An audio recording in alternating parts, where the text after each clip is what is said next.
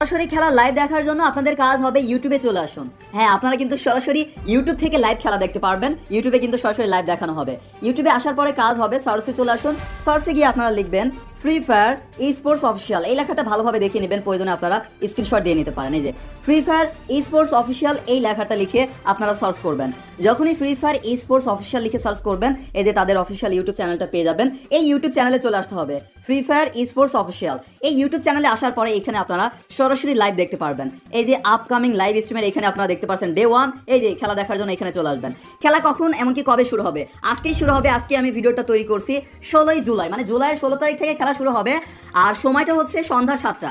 সন্ধ্যা 7টার সময় থেকে খেলা শুরু হবে, কিন্তু 6টার পর থেকেই হয়তো লাইভ শুরু হয়ে যাবে।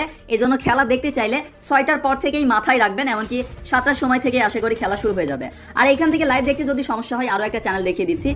লাইভ দেখার জন্য আরও একটা চ্যানেল দেখিয়ে দিচ্ছি, যেন কোনো সমস্যা না হয় লাইভ দেখতে। আপনাদের কাজ হবে EWC লিখে সার্চ করবেন।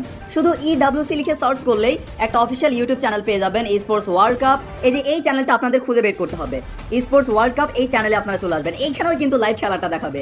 এখানে আসলে এই যে আপকামিং লাইভ স্ট্রিমের এখানে যে ডে 1 যে লাইভ স্ট্রিমটা আছে, এটাতে আপনারা ক্লিক করবেন। এই যে এখানে লক্ষ্য করলে দেখতে পারবেন 16ই জুলাই থেকে কিন্তু খেলাটা লাইভ শুরু হয়ে যাবে। তো জাস্ট আপনারা চলে আসবেন সন্ধ্যা 7টার দিকে, তার আগেই একটু চলে আসবেন, আর 7টা থেকে খেলা দেখতে পারবেন ইনশাআল্লাহ।